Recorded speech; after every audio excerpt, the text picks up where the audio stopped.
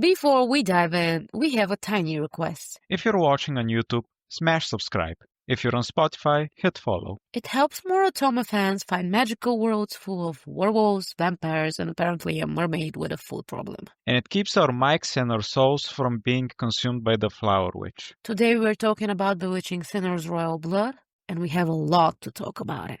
Hello everyone, and welcome back to the Otome Games podcast. I'm Morik. And I'm Loverslands, and today we have someone incredibly special joining us back on the show.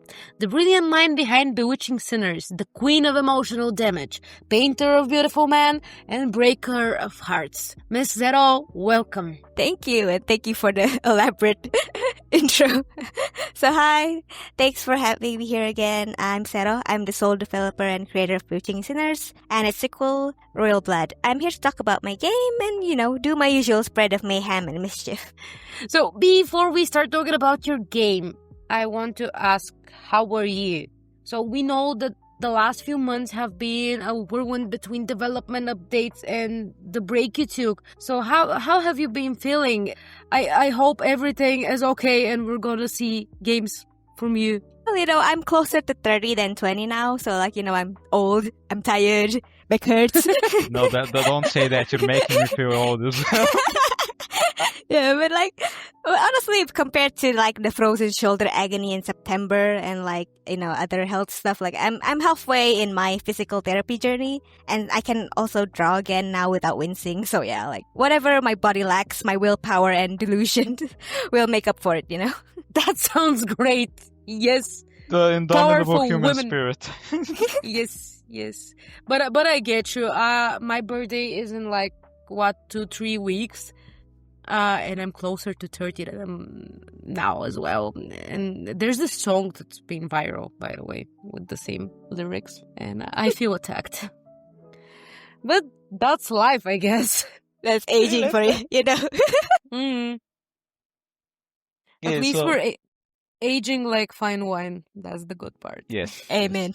So, how has the project been going so far? Royal Blood has already had people losing their minds over it. To be honest, it's going a bit slower than I'd like, because of my break. But, I'm making a little bit of progress every day, and I'm on track for my Halloween release in 2027, hopefully. I'm just having fun with it. It's like BSRB for me is like a Jesus take the wheel project than BS was, because I'm fortunate enough to not have to focus so much on the monetary side of it. So as the game aberration, BSRB is like the bullshit will be right back, Yes.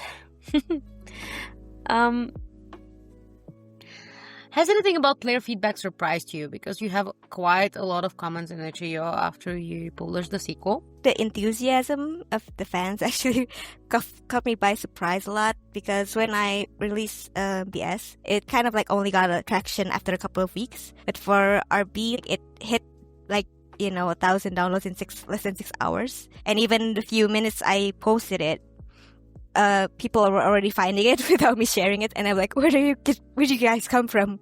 How do you know this exists already? That's great. That's Well- probably a lot of returning fans, maybe. Or you already have a reputation built up from your first game. I think it's just for the following, it turns out that I don't even notice that people subscribe to my HEO. So whenever I do something, it kind of updates them, and I'm I feel stalked. But it's a good way. But this is the good part. They're following your project, and they're worth following. So That's natural don't marketing. be surprised. Yes, it's organic marketing. It works. That's how it works. It's great. I'm very, very happy that your community is so supportive, by the way, because your stuff really deserves attention. So it's important. Thank you. I'm very grateful as well. And I want to ask, for anyone new to your universe like me, because I wasn't here for the first game yet, but now the sequel has captivating me, so I'm probably going to go back and play that as well. Okay. So could you give us a quick breakdown on how Royal Blood connects to the original Bewitching Sinners? Sure. So RB is a standalone sequel to BS, which BS itself is a little VN I made where you get transported to another world full of witches and basically get to play witch hunter with a bunch of young twinks. BS RB takes place in the same world, but about 3 years after the true ending of BS, and it's in another continent like if you play the first game, it's like above the country in the first setting. So where instead you're discovering witches, you'll be discovering vamps, werewolves, sirens, feet-obsessed mermaids, cannibal beardies, and a lot of other classical mystical creatures that I put a twist on it. So same world, same timeline, but a different country, and you can play it without playing the first game, as you'll be playing a different character altogether. I know that there are some returning characters though, but we will talk about that when we get to that section. So, before we continue to more specific stuff, would you drop a fast premise summary of Royal Blood, the sequel? Like we talked about it in the previous podcast as well, because you showed us some sneak peeks. I remember them, the beautiful dresses and everything. So, I just for the listeners, I know the premise, but they must know it as well. So basically, TLDR is about a guy or gal who is in a bit of hospital situation, and for about a year he's been haunted by this witch, thinking they're his soulmate or their soulmate. And so one day when he got the chance to meet their soulmate far away, they took it, but it turns out kind of like a catfishing scenario in a way, with a little bit twist of blood, magic, and you get to be a fancy royal surrounded by 6 strangers trying to marry you, So, as Miss Xero said it, Royal Blood starts with you as a main character on your hospital bed, getting whisked into a magical political nightmare by a man with reportedly a fat ass, as the comments lovingly put it. The setup is so fun and dramatic. Honestly, I fell for the catfishing. You called it catfishing? I would have just gone along with it, like the character as well. The player must now pose as a vampire noble, navigate the fragile peace treaty, and somehow avoid being murdered by their cousin's unstable temper. What inspired the setup for the sequel? Well, I basically mentioned in my last interview with you guys that I work in the webtoon industry.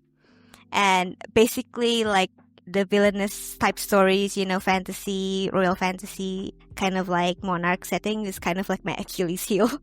So I'm usually not assigned those, and instead assigned to toxic BL, action, horror, which I think is noticeable in my work.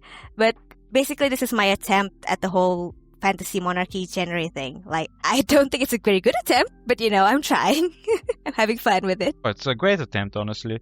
I had fun playing it, so that must make it good. I am very critical, you see. Yeah. So, the sequel is quite rich. Royal Blood. It's quite rich. We already have plenty of lore from the first game.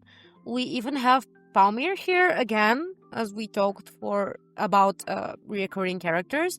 So what was your approach to expanding the lore story writing? For me, the issues was always how do I make this story not a lore info dump, I want it to be fun. And when I first created the world of PS, I written it starting with Vortex actually. So I always had those kind of vampire siren and Ravenstag's politics in mind.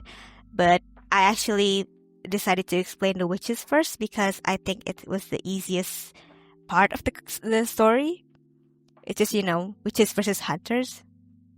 So I started to explain with that with a little bit of a school setting because that's the more familiar one and the easiest to explain. So I decided after that, I got that right. I decided, so maybe I can do the same kind of formula, but I decided then rather to make it, very plot heavy, I would just use a fun little bachelorette kind of royal theme setting, but then I let the players roam free and discover the lore themselves, so I don't have to explain it and spoon feed it to them. So you basically you were fond of vampires in the beginning, you always wanted to add vampires to the whole mix. Mm-hmm. They were actually always the main villains, but I couldn't at that time. I just couldn't think of a way to incorporate them in a fun way, and so I just decided to use the witches first because I think they had a more fun role, as gods, but not really gods that kind of have power, but they don't have the respect and the they only have fear, on them.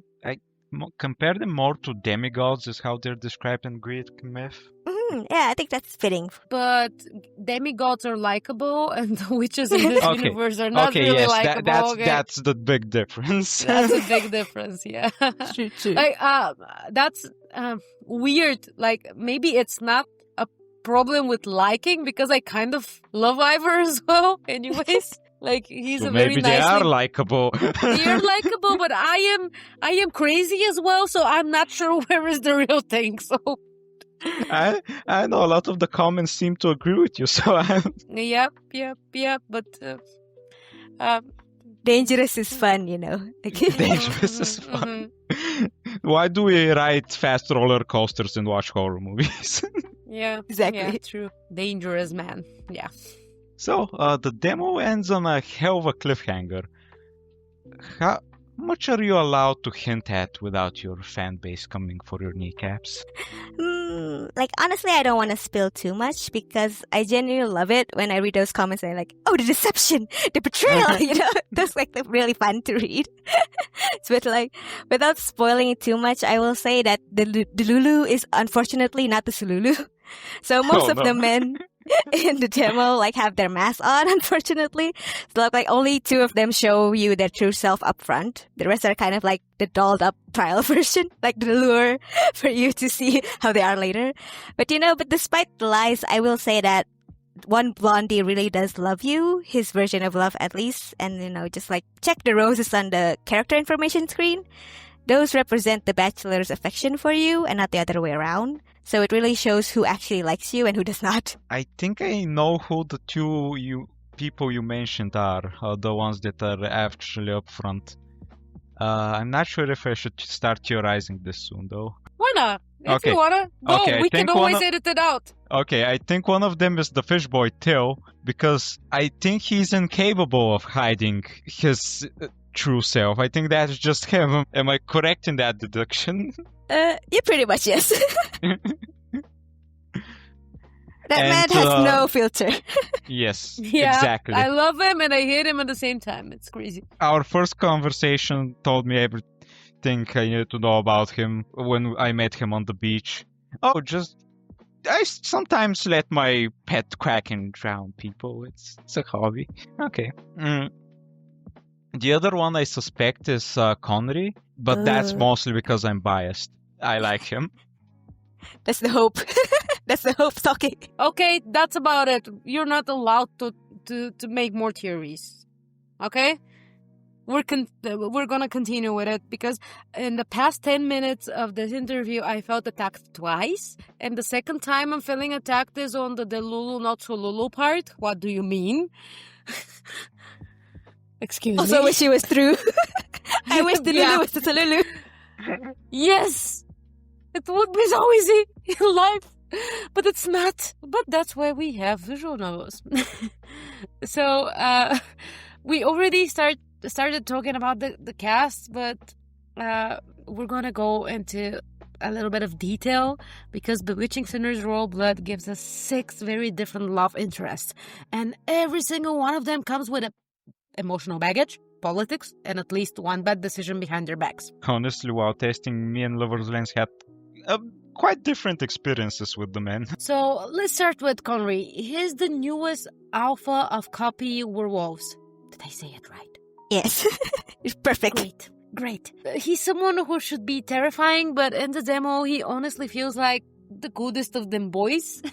So how would you describe Conri's core personality? The best way I can explain Conri's personality is opportunistic.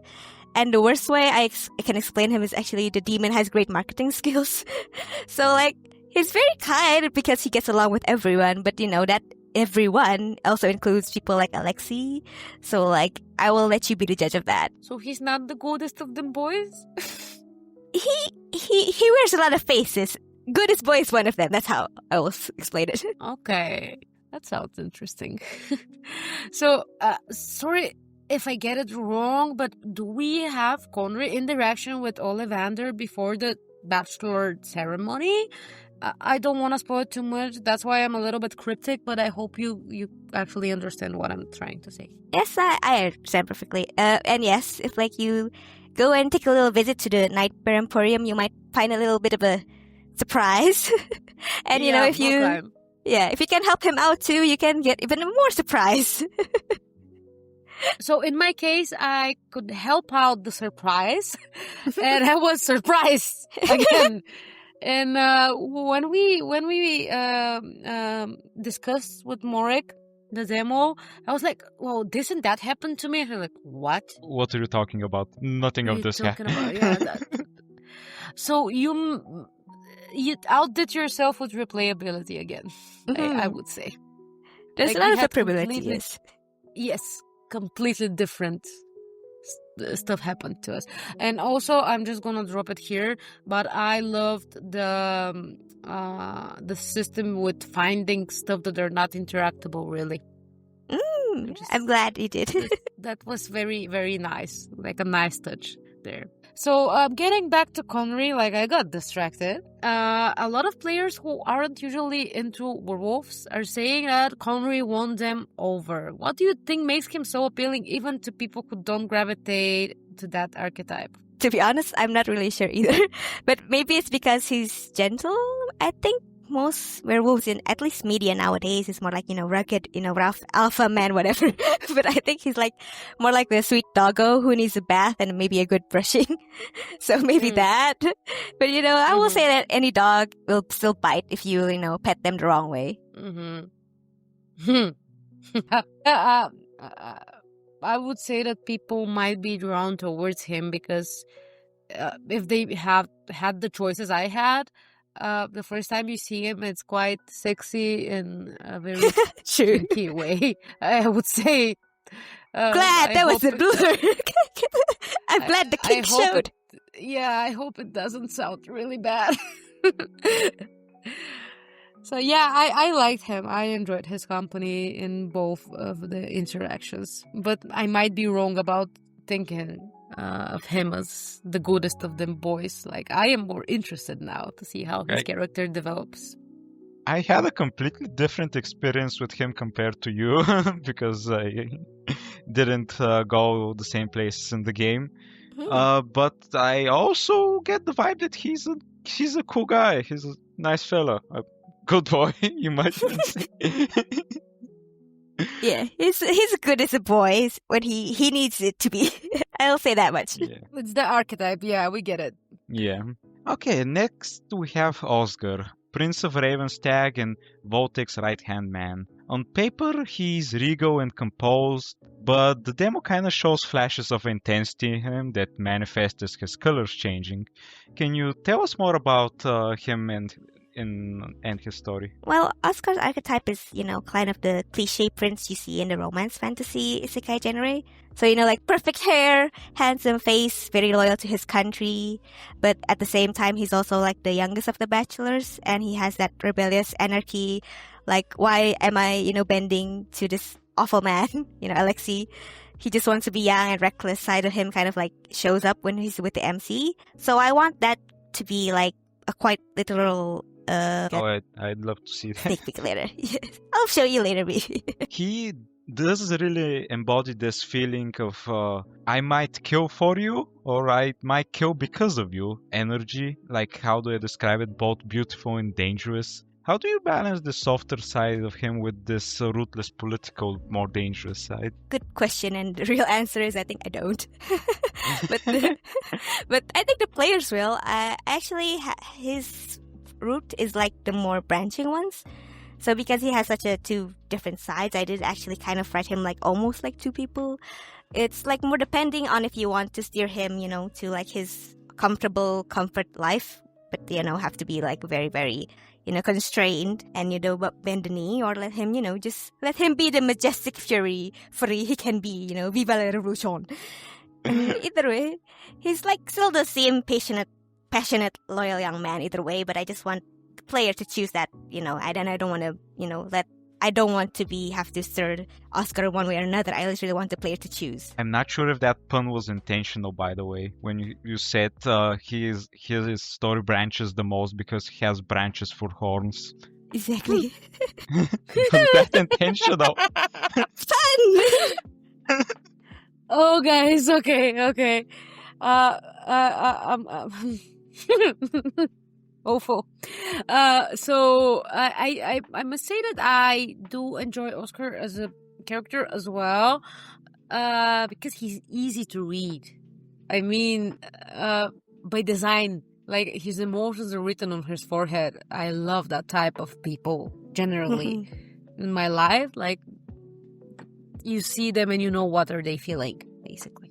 So you know when you did him wrong or right. He will show you. So I think that's quite nice. He has no filter. The opposite of also like Till, but in different ways. Yeah. True. So, before moving on to our fish boy, we have to go through Palmier as a character, as a bachelor. He's a bacheloress. Yeah, so we will have to talk about Palmier first. The king of witches, god slayer, ex-hunter turned prey.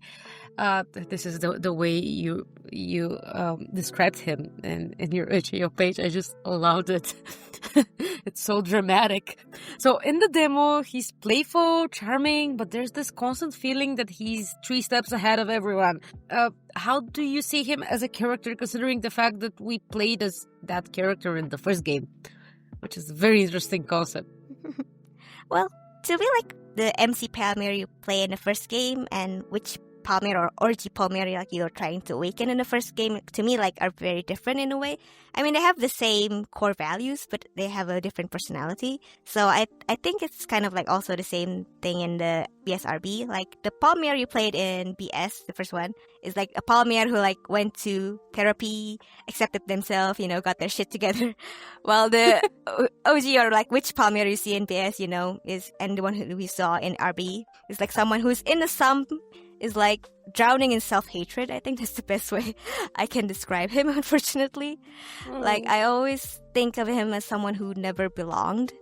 And despite how much he tried, he never understood or become the companion he wanted to be. So, like, every attempt he tried to do, achieve companionship or, like, find peace, it always ended up with something going wrong, someone suffering, someone going dead, a god died, an island got ruined. Yeah.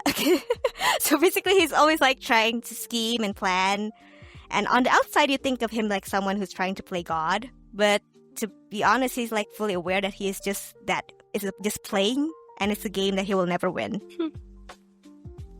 So this version of Palmier that we have is like a bad ending. I mean, we have the bad ending Palmier. Going to say the exact same thing that I was going. Yeah, basically, kind of. Wow. That's a great way of introducing a character. I love it. So yeah, I want to ask you: is his route more of a tragedy, a redemption, or something in between? In that case, I think it can be both, depending on your choice. But like in a sum, his past 3 years have definitely been a tragedy.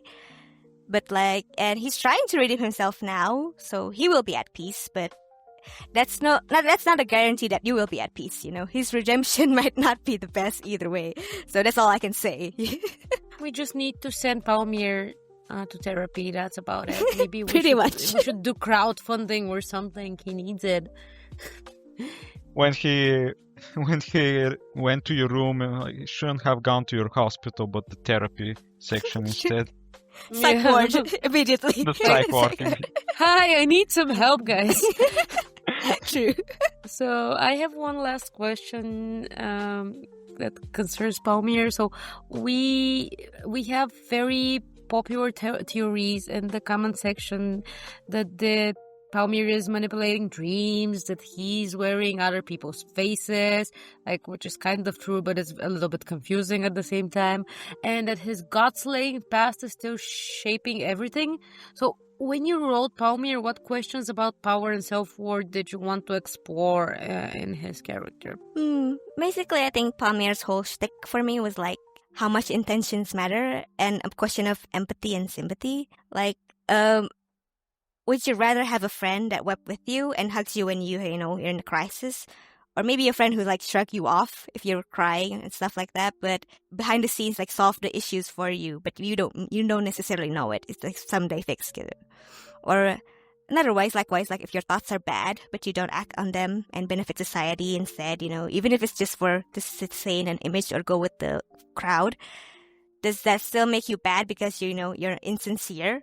Or does the action actually count as a good deed? That's kind of like the questions I want to ask the players directly with like how they react after seeing Palmier. Okay. Yeah, that's Well- an interesting philosophy, honestly. Mm. Personally, as I subscribe to the thought that ultimately it's what action matters, but intention is also important. It's kind of a per It's a- case. Yeah, you can't know Yeah, their yeah. intentions, so you can only judge by their actions. So I Mhm. guess in the end of the day, their actions are more important. So how do they say it? The way to hell. The way to hell is The road to hell is paved with good intentions. yes, exactly. Yes, exactly. Thank That's you, also Morik, for something. being my dictionary today. That's great. So yeah, that was my comment, but it was actually Morik's comment. Okay. It was more of me just translating your thoughts. Yeah. Thank you for speaking lover's less. This is a nice ability to have, and I am struggling with it sometimes. It's fine. But you're better than me, so continue. I'm just gonna listen to you now.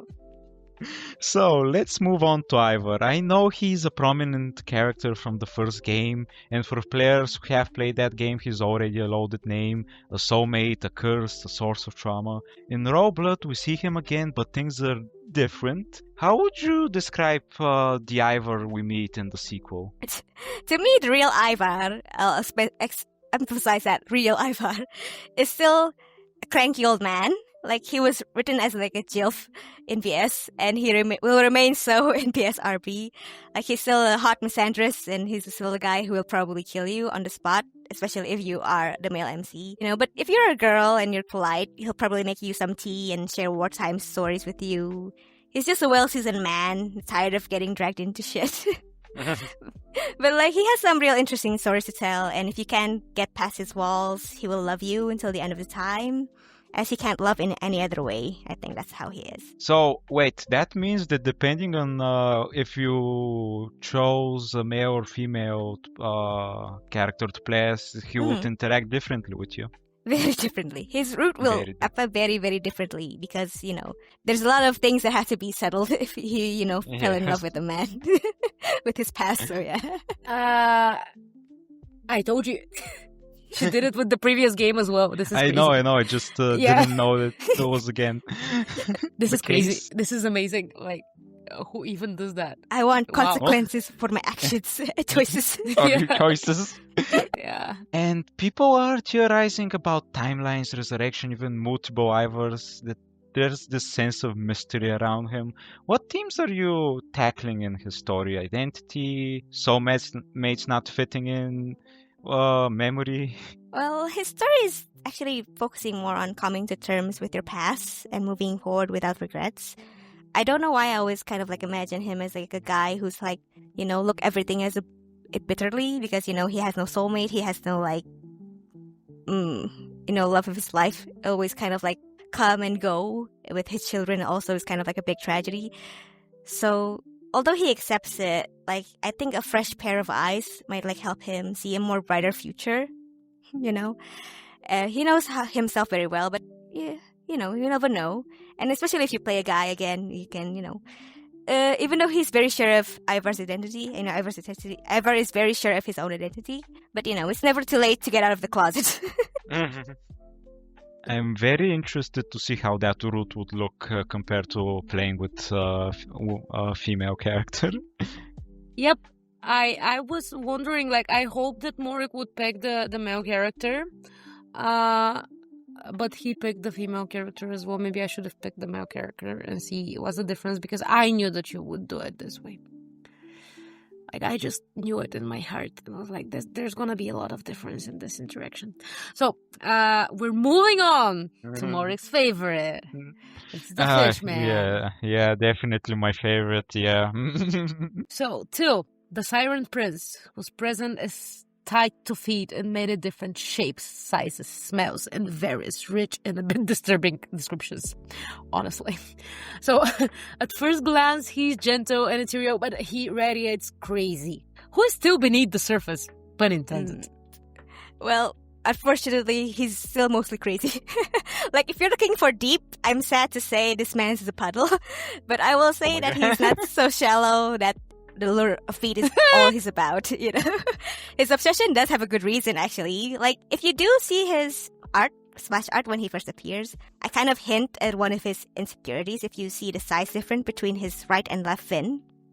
And I also think like he will also relate pretty well with the younger players who kind of like yearns more freedom and not wanting to deal with society's pressure and, you know, competition and responsibilities. So he's more like for that kind of like carefree persona, you know? So a lot of players are both creeped out and fascinated by him, like us included. They're like, I am scared, but I must know more about this man. And is that the exact emotional space you wanted to occupy in people's minds? I think ultimately Till is like supposed to make you laugh. Like whether that's an actual genuine laugh or discomfort, either way I'll take it as a win. But he is a love interest, so he's not just a... No, he is a love clown interest. there, like, yeah.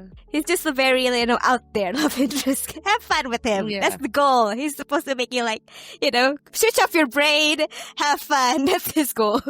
Potential, the most unhinged choice. Exactly. But I am questioning this statement. I'm not sure. Like, he has weird obsession with feed. Like, very weird obsession with feed.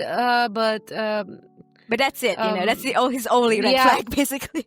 Yeah, basically, like, you give him your feet and your socks and he'll be happy, and the others? Exactly. Like, it's going a little bit crazy there as well. Only red flag? What about the part where he drowns people? It's about feet again. It doesn't matter. He collects them, okay? This is not a problem. You're playing as a vampire. Come on, is this your, like, problem? Ethical really? vampire, we're drinking rabbit's blood. For now, The rest is not so ethical. expecting. Yeah, I don't know, but I am questioning really the statement. But we will see it how it unfolds when you're done with the game. It will take a while, I suppose. But I hope that you're feeling good and your health is good and everything goes well, so you can finish it earlier and we see who's the most unhinged love interest. Yeah, let's have a betting competition. Yes. I'm on sure. Till. Oh, what a shock. $5 €5 on that, okay? Fine. Okay, I will go for Conri. Conri. Oh,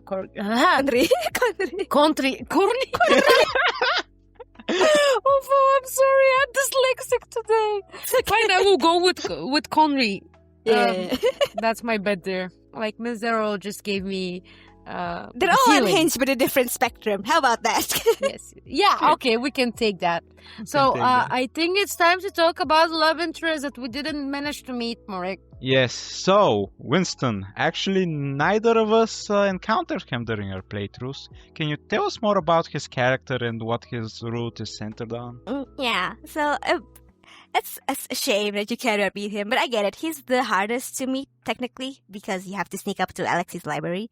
Like, for people who didn't get to do that, you can watch Hello Uni. She has a playthrough of the SRB and her channel. And you can, like, see Winston, like, in the flesh. But basically, or the pixels, you know, whatever. But basically, I just really wanted, like, a very passionate Shunibyo character, if you know that word. If you don't, like, he's basically, like, a big old nerd who thinks he's a badass hero. But sadly, you're the villain he's trying to take down. So it's kind of like an enemies to lovers route.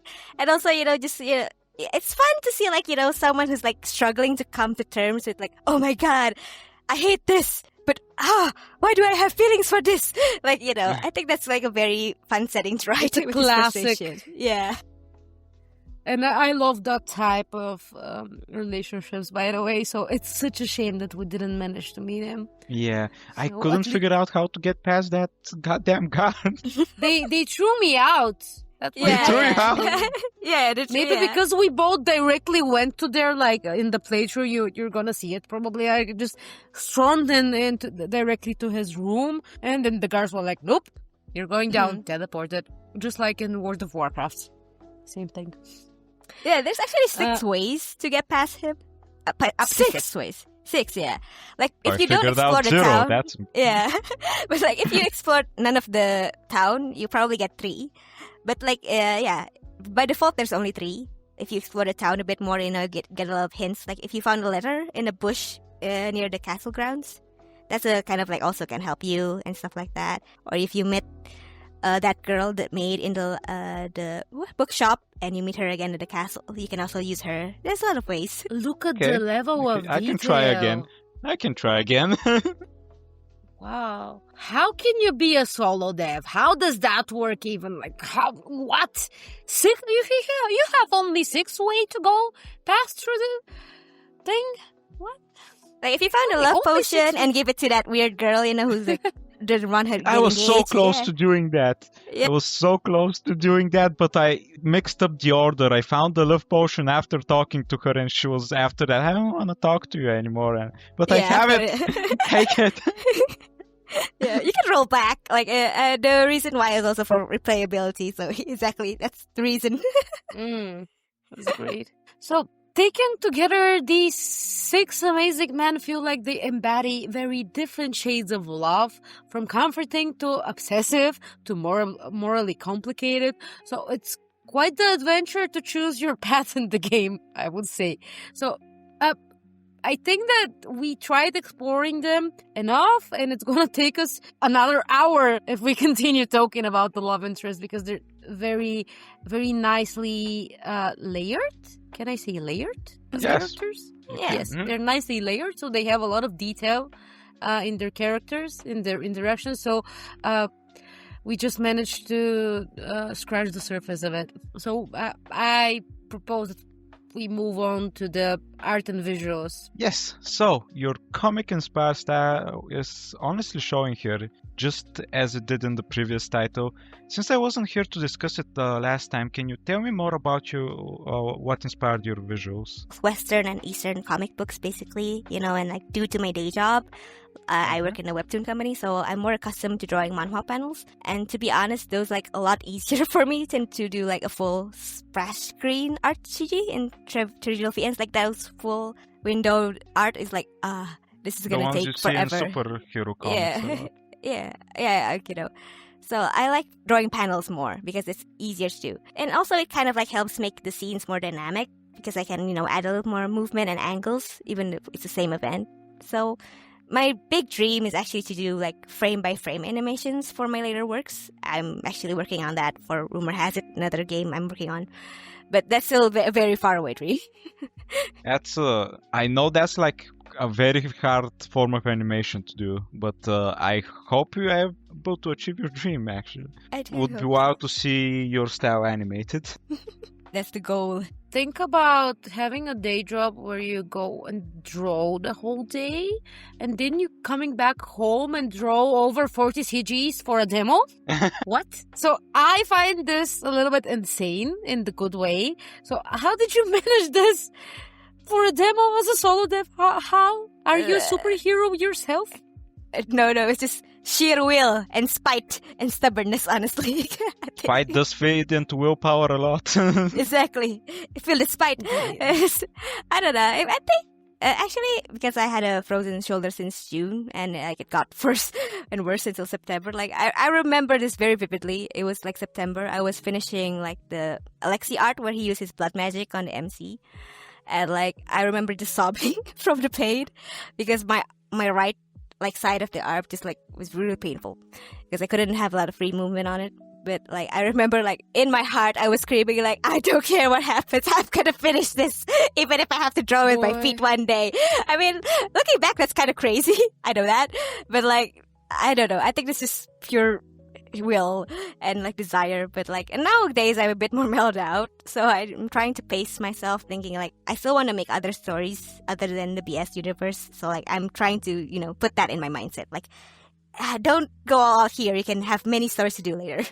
Yeah, definitely. And I really hope your arm recovers completely. It sounds like a damn curse being an artist and then just, oh, my arm stopped working now. Maybe It's an because incredible pain. you're overworking your arm. I don't know. Like I It am is, not it is. Are used you to that. overworking your arm? Yes, I yes, it wonder. You should have some rest, even though like we're saying, oh, we want the game finished, we want to see it. You should have some. Yeah, rest. you should definitely get some rest. That's the best I'm advice. sorry for mothering you right now. No, but no, girl. I know that you can drive the whole thing, fueling the process with spite and willpower and everything. I feel you. This is the way I am doing it, but you're gonna pay the price later on. I That is the am worst already, part. but like, yeah, I'm recovering. Yeah. Don't worry. I've learned my Yes, lesson. please. That's Please good too. have some rest. This is important. Everyone, mental health is important. Your overall body is important. Have some fucking rest. Yes. Okay. Now on to development. Yes. So the demo is huge. There's so many features. There's branching choices, map exploration, plenty of characters, and even hidden extra interactions. What's the biggest challenge you faced during development? Keeping track of the branch is definitely that. Like making sure choices actually have weight. You know, I really want my actions, the actions in the game to have a reaction that are not just flavor text, but the choices actually have consequences to the overall environment. You know, this is, like I mentioned before, like especially true, like if you get into castle, depending on how well you explore the town and talk to people, you can add 3 more methods to sneak upstairs to Alexi's room, and like some minor ones, like the eggs in the river, for example. If you actually like let the eggs be, then in the full game, there's gonna be like a whole ass event that's gonna like affect the map of the town and the different available quests. I really wanted a butterfly effect. But that also means I have to keep track of the butterfly effect. So, like, yeah, it's a lot of, like, diagrams, basically. I'm not surprised at keeping all the choices, like all the branches, interacting with each other properly and keeping them in mind is the hardest part, because I've noticed how well everything stacks, like how carefully the story choices stack. Like I mentioned it earlier, the whole encounter I had with the girl asking me for a love potion only to find it after the fact, and now I know that it would have allowed me to sneak up the stairs. So how did you design the scenes to change based on your choice order? Like how did you do all of that? Trial and error mostly, so a lot of playtesting, so I'm sure some of like still hit or miss because I probably missed some, but I did try my best and like feel like, oh, maybe this is too strict, of an order, so like I loosen up a bit, or the other way around, like, oh, doesn't make sense if like I let the players replay this certain part, like if the like that girl who wants a love potion, it doesn't make sense if I have the player repeat that interaction again and again, right? So like basically I made those based on replayability and how it is if I was a player. So basically, if you want to like cheat a bit, you can always roll back and see what happens if you don't talk to her first, and then roll back a bit and get the potion first and stuff like that. Like life, you don't know where opportunity comes from unless you explore. So I wanted to keep that energy. Yeah. I wish we had rollback in life as well. But yeah, I'd love to have save points in life. Oh Yeah. god, that would be the best. Yeah, I bet that you would stop drawing before your arm gets fucked if you have a checkpoint. I would Maybe. quit my I day don't know. job. I would quit my day job if there was No. I'm gonna have a checkpoint. I'd buy a better office chair way earlier. Ooh. Yeah, That's a my great back would thing. thank me a lot.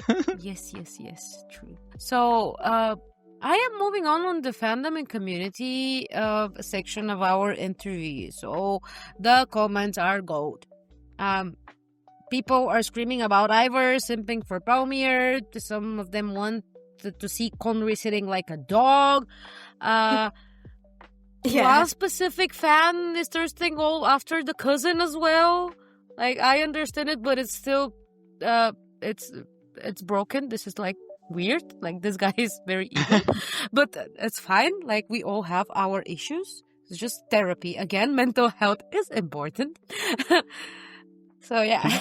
There were PSA. also full-blown essays too, analyzing Palmer's trauma, Ivar's curse, and whatnot. What feedback out of all of it stood out to you the most? The essays, honestly, like people and their theories really help me see if I convey the story well enough that people, get where this is going, but not actually concluding where it's gonna be. So, like I want them to like, oh, did I lure them that way, or did I get the lure, or if they went astray. But like so far, I'm happy with that. Like, and I always like love the love for all of the characters, even the undateable ones too. Although yes, I'm also like, why are people like so in love with Alexi? Not even just in the comments, but also like in Patreon and stuff. Yeah, Because we have problems and we have toxic relationship favoritism, I guess, because most of the people are broken. This is my wild guess. Like, not in a bad way, we just have problems. And toxic is always like, this is what I know, this is what I've seen, so this is what I'm attracted to. That's true. That's true. And also the forbidden aspect, like at least be toxic in the game than in real life. Like, you provided 6 amazing love interests, and we're like, can we have a 7th one, please? Like, if it's not too much, like, could you maybe draw a little bit more? No. We're just talking about how... Is Alexi coming as a DOC? Like, no, he's not coming. Okay, I am sorry, guys, to disappoint you. I mean, he's your cousin. It would have been a bit weird. Yeah, I just forgot that fact. But how weird it is. We have a man who wants to take your feet. So how weird it can get. How unhinged it can get. Where do we draw the line? He would have definitely won the most unhinged competition, though. Also, think about it. The sequel was called Royal Blood. Yes. I'm sorry. Now you're pushing it. I'm sorry. It was just it was there. It was there. Definitely. Yeah. You're unlocking that in me. So several people said that you traumatized them in the first game, and you mentioned in the comments that at least 2 of the endings of Royal Blood will be traumatizing again. Should we be afraid? Oh, definitely. Like, I'm not prioritizing marketability anymore with PSRP because I'm thankfully financially stable now. So I'm not as like, commercially pushing it as much as the first game. So that's, the story is like all me. It's me. Hi, I'm the problem. It's me. And now it's going to be everyone else's problem as well. Exactly. Yes. That's how it should work. Make everyone feel bad. Feel the suffering in a good way, though. Yeah, in a good way. In a good way, exactly. In a good way, yeah, of course. Like, my language barrier is stopping me to express what I actually mean, but it's in a good way. Okay, cool. So I can't wait to be traumatized by you. That's what I can say. And for our listeners, can you give one exclusive hint or Easter egg from the full game that players might not know yet? Well, you'll definitely see a lot more familiar phrases from BS than you think. And rest assured, the twin quartet from the OGBS will be back. Maybe not all in the same room, but you'll definitely see what they have been up to for the past 3 years and who they become. And you'll especially see a certain bubbly redhead. I think that's all I can say. Really? Wow, okay. Great. That's amazing. Okay. Morik, you will understand after you play the first one. Yes. Right now, I don't know what you're talking about, but I will figure it out. It is exciting. That's great. So, yeah, thank you for sharing this. I'm hyped. That's great.